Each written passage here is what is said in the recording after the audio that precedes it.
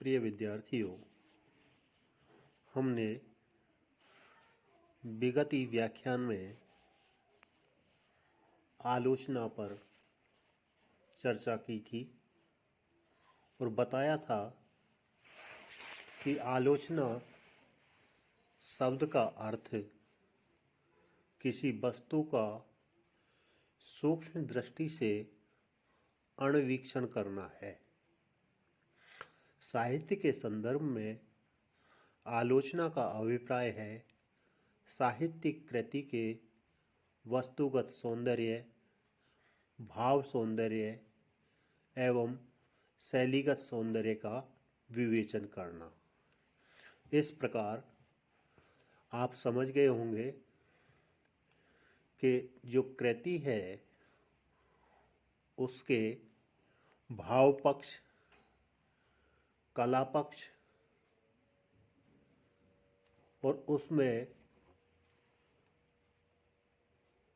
महत्वपूर्ण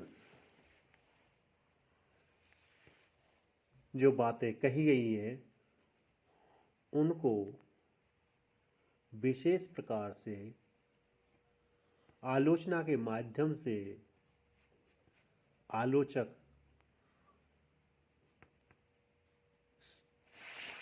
विद्वज्जनों के समक्ष रखते हैं। आज हम आलोचना की परिभाषा पर चर्चा करेंगे, यानी आलोचना को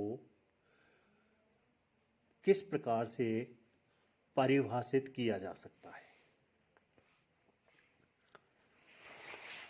डॉक्टर गुलाब राय के शब्दों में आलोचना का मूल उद्देश्य कवि की कृति का सभी दृष्टिकोणों से आस्वाद कर पाठक को उस प्रकार के आस्वाद में सहायता देना तथा उनकी रुचि को परिमार्जित करना एवं साहित्य की गतिविधि निर्धारित करने में योग देना है।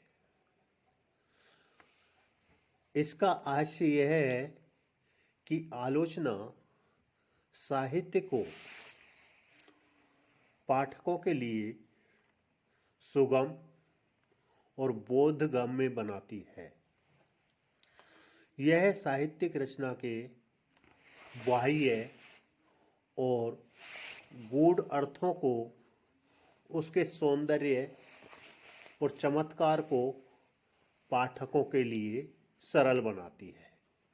यानी कहने का तात्पर्य यह है कि जो कवि है या जो लेखक है जिसने किसी कृति का सृजन किया है, उस कृति में जो गूढ़ार्थ है उस गूढ़ार्थ को आलोचक अपने बुद्धि से व्याख्यायित करता है और व्याख्यायित करते हुए सहृदय जनों के लिए उसे सुलभ बना देता है, जिससे सभी लाभान्वित हो सके। आलोचना रचना के गुण दोषों का निर्देश और विवेचन करके साहित्य सृजन की दिशा निर्धारित करती है। यानी कहने का तात्पर्य यह है कि आलोचना है किसी कृति में क्या गुण हैं, कौन कौन से दोष हैं, उनको व्याख्यायित करती है और जो गुण हैं उनको प्रोत्साहित करती है या प्रोत्साहन देती है और जो दोष हैं उनके प्रति अपनी प्रतिक्रिया भी व्यक्त करती है। आलोचना साहित्य के क्षेत्र में अनुशासन लाती है, यानी वह उच्च श्रृंखलता को रोकती है, साहित्य की नई नई संभावनाओं का मार्ग उन्मुक्त और प्रशस्त करती है।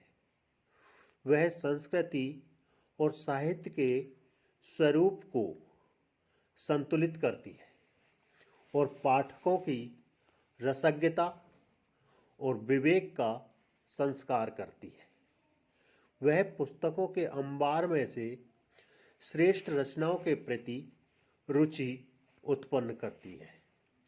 यहाँ एक चीज निकल कर आई है कि बहुत से कवि लिखते हैं, एक ही परंपरा या परिपाटी पर लिखते हैं, परंतु उनमें से किस कवि की लिखी हुई रचना श्रेष्ठ है और उसकी श्रेष्ठता का क्या आधार है।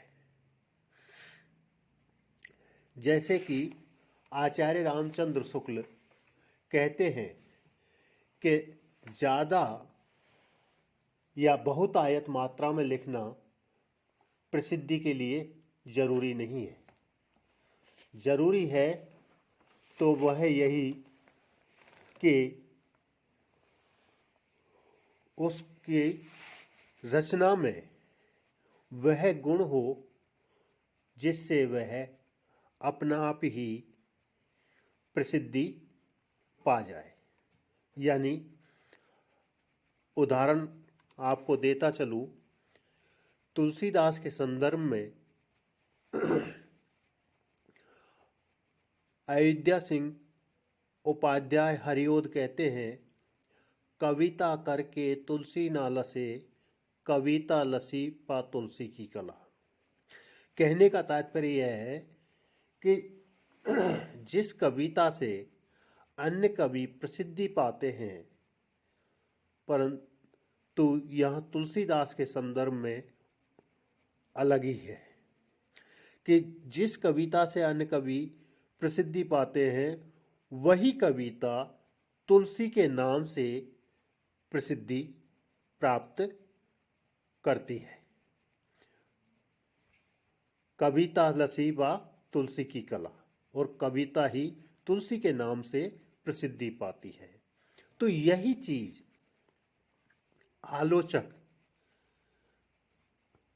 सामान्य जन के समक्ष या सहृदय के समक्ष रखता है कि कौन सी कृति श्रेष्ठ है। तुलसीदास को आचार्य रामचंद्र शुक्ल ने भारतीय जनता के समक्ष उनका मूल्यांकन करके उनकी अच्छाइयों को सभी के समक्ष व्याख्यायित किया, जिससे तुलसीदास आज भी प्रासंगिक है और कालजयी बने हुए हैं। इसी प्रकार अपन गौर करें तो कबीरदास, जिनको आचार्य हजारी प्रसाद द्विवेदी ने अपनी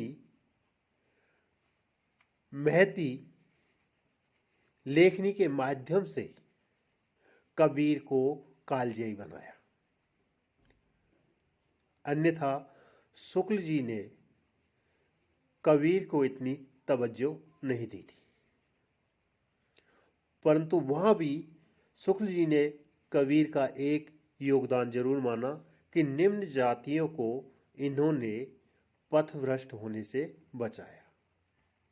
यानी पथभ्रष्ट शायद उनका कहने का तात्पर्य मुस्लिम होने से बचाया। तो इस प्रकार एक आलोचक किस प्रकार अपनी आलोचना के माध्यम से कवि के व्यक्तित्व और कृतित्व पर अपनी तार्किक बुद्धिमत्ता से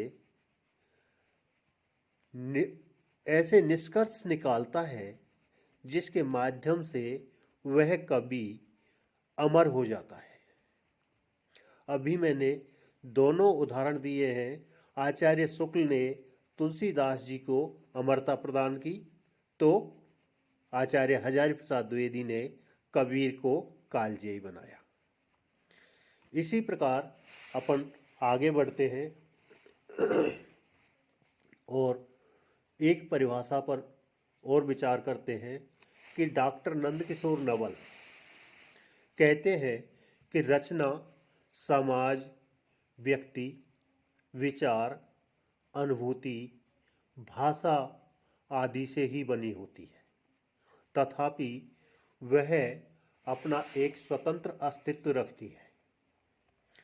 आलोचना में उसी अस्तित्व से आंखें चार होनी चाहिए, फिर जो प्राप्त हो उसका विश्लेषण और मूल्यांकन अपेक्षित होगा।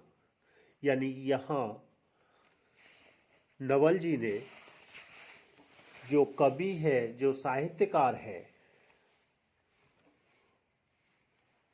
उसकी जो रचना रचता है या वो रचना करता है, रचना का सृजन करता है, उसमें समाज, व्यक्ति, विचार, अनुभूति और भाषा, ये इतने पक्ष होते हैं।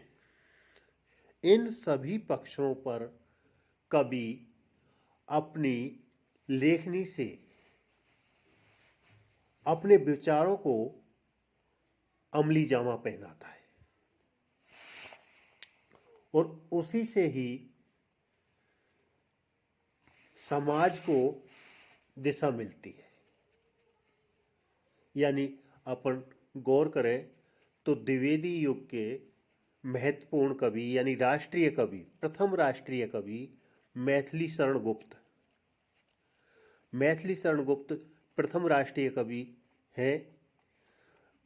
उन्होंने कहा है कि कवियों उठो अब तो उठो, कवि कर्म की रक्षा करो, जनता में नीच भाव का हरण कर उच्च भाव भरो। कि यानी कवियों अब तो उठो, कवि कर्म की रक्षा करो, यानी कवि कर्म की रक्षा करो। कवि है जो नई सृष्टि करता है, नई सृष्टि के माध्यम से जनता में नई चेतना लाता है और उसी चेतना की बात यहाँ मैथिली शरण गुप्त करते हैं।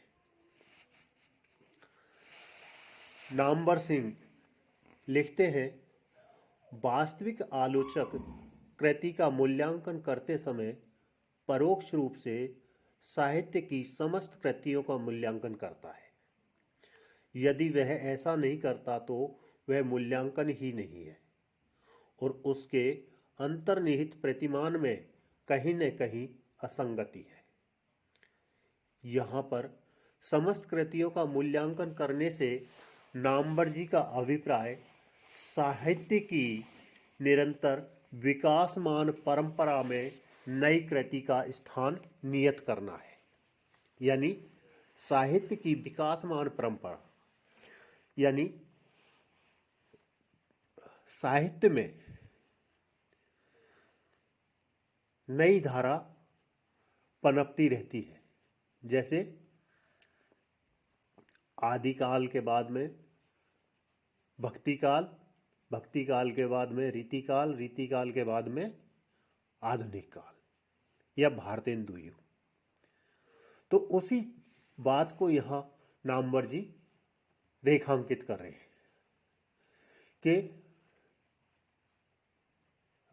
साहित्य की निरंतर विकासमान परंपरा में नई कृति का स्थान नियत करना है। कहने का तात्पर्य यह है कि परंपरा से कटकर कोई भी रचना या आलोचना निस्सार होती है। अतीत की उपलब्धियों से कटकर केवल आज के संदर्भों में जब किसी रचना का मूल्यांकन किया जाएगा तो रचना का सही मूल्यांकन नहीं हो सकेगा।